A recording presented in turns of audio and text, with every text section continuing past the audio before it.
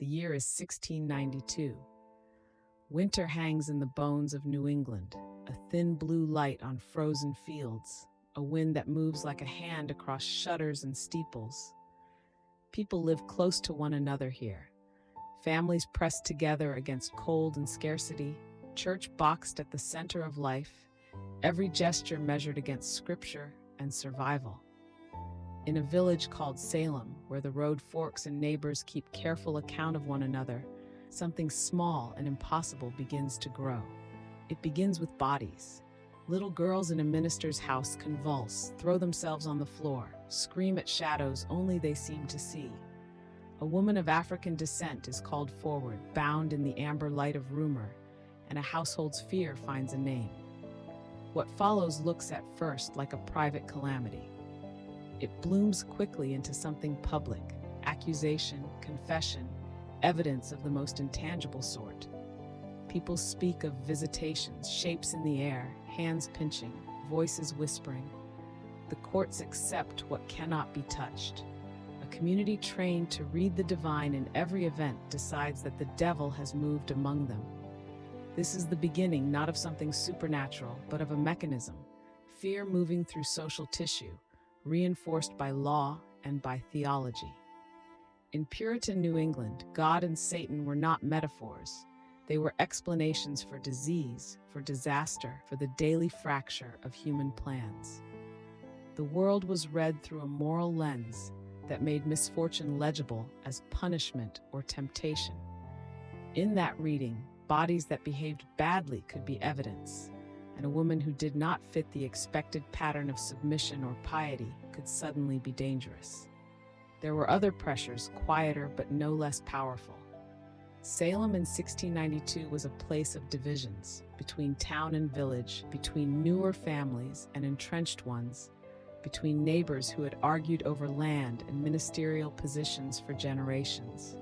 A frontier war had been raging on and off along the colony's borders for years, sharpening fears of attack. Food was sometimes scarce, the seasons unpredictable.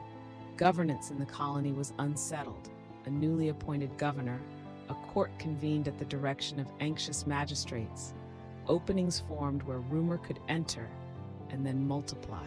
So the accusations escalated. That strange private suffering became public ritual.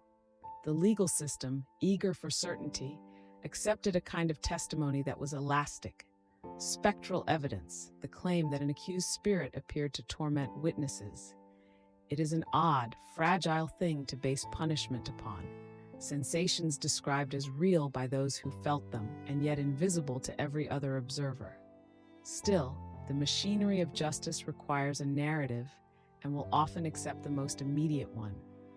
Accusers spoke with conviction. The courts listened with a gravity that lent authority to the panic. Once the law endorsed the fear, the rest followed like dominoes. Trials filled with men and women who once shared bread and prayer. Names were added to lists. More than 200 people were accused over the course of the year. Judges, ministers, magistrates, people invested with the power to decide life and death, made choices that leaned towards certainty rather than skepticism.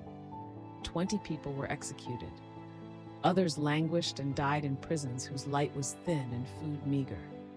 One man, refusing to plead, was pressed beneath stones until he would no longer answer. A legal punishment that turned stubborn silence into a slow, private death. What happened in Salem looks absurd when reduced to the grotesque details. Fits, contortions, testimony about invisible shapes. But the grotesque is only the symptom. Beneath it lies a complex architecture of belief and interest. Gender played a role. Many victims were women, some of them old, some outspoken, some who lived alone or had claims on property that others coveted. Economic and familial rivalries threaded through accusations. Long-standing feuds found release through the language of the supernatural. Authority also mattered. The clergy were not disinterested interpreters of events. Ministers preached about sin and the devil and held persuasive power over small congregations. When the pulpit named an enemy, the community listened.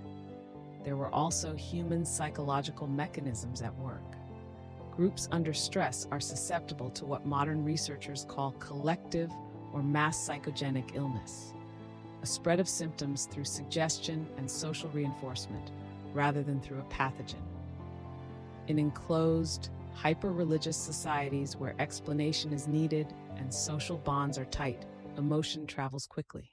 A child's cry can be mirrored by another child's body. A whisper can be baptized as truth when repeated enough. When fear finds a credible vessel, a minister's household, a courthouse, it becomes harder to disentangle fact from contagion. Not every explanation for Salem is purely social. Some suggested biological causes. Ergot, a fungus that can infect rye and cause hallucinations, was proposed as a possible source of the girl's symptoms. It remains a hypothesis rather than a consensus. The evidence is unstable. Ergot could produce convulsions and strange visions, but the timing and geography do not neatly map onto the pattern of accusations, and it cannot account for the way courts accepted spectral testimony or the political alliances that shaped who was accused. Most historians now see Salem as essentially social and political, a case study in how communities under strain can conscript the language of the supernatural to settle scores and enforce conformity. As accusations multiplied, the machinery of law and confessions created feedback loops. Those accused who confessed offered names, whether under pressure or in a grim tactical move to save their lives. Confessors could re-enter the social fabric with fewer consequences. The unrepentant were punished more harshly. The court, dubbed to hear and end the matter, became both amplifier and validator. When the governor of the colony returned from Boston and saw the list of executions, when letters from distant relatives complained, and when doubts began to be voiced in higher places, the structure began to creak. Reason did not return all at once. Retribution had already been exacted on several innocent lives. But the momentum of accusations slowed, and the courts were eventually dissolved. Over time, the colony attempted to make amends. Financial restitution was offered to families, and in later centuries, formal exonerations were issued. The town that moved so quickly to condemn had to live with the memory. Memory is a curious thing. For generations, the events in Salem were told in sermons and cautionary tales, sometimes as proof of divine wrath, sometimes as evidence of religious error. Over the centuries, the story shifted shape. The 19th and 20th centuries reframed it again, sometimes as a symptom of fanaticism, sometimes as an allegory for modern witch hunts carried out in other guises. In classrooms, in books, in plays, and films, Salem became less a series of names and dates and more a mirror. The mirror is cold and unforgiving. It shows how institutions that should restrain violence can instead legitimate it, how the language of purity can become a weapon, and how ordinary people can be enlisted in cruelty when fear overrides empathy. Walking the streets of that colonial town in the imagination, one sees small but telling details. The parish graveyard, crowded with modest stones, a minister filled with unease, neighbors who keep ledgers of grievance, a courtroom full of men whose faces are tired. Sensations come back into focus: the smell of pitch for ceiling roofs, the crispness of the air that seems to sharpen voices and rumors alike. The story refuses to be simple. It is not merely about ignorant superstition, nor solely about malicious scheming. It is about how social systems, theological certainties, economic pressures, and human frailty can intersect and produce catastrophe. The lesson is not only historical. We live in an era of rapid communication, where fears can spread faster than ever, and where institutions often struggle to adjudicate truth from noise.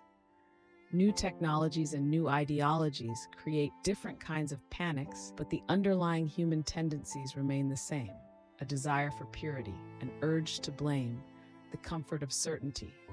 Salem teaches that when communities prioritize absolute moral certainty over due process and empathy, the cost is paid in lives and in trust.